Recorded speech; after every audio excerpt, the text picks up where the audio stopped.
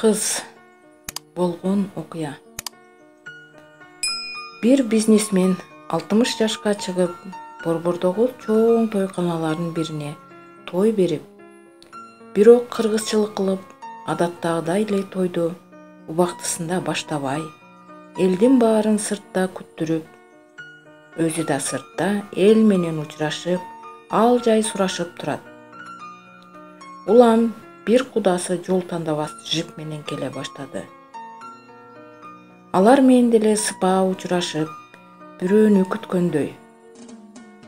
Бир топтон кийин шалдыраган москвич менен жашы өтүп калган чал менен кемпир келип токтогондо, баягы бизнесмен жүгүрүп барып, москвичтин эшигин ачып, канды тозгондой тосуп: "Болду эми, тойду баштай берели.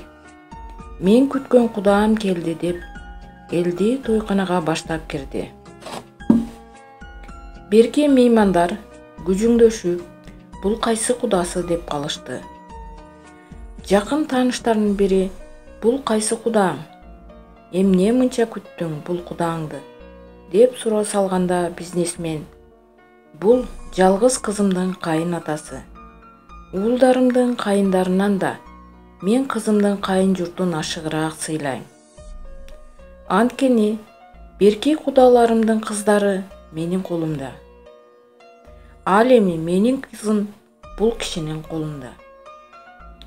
Мен бул кишини күтпөй, тойду эрте баштап салсам, эртең кызым үйүнө барганда кызыма сөз тийип калабы деп корком" деп жооп берди.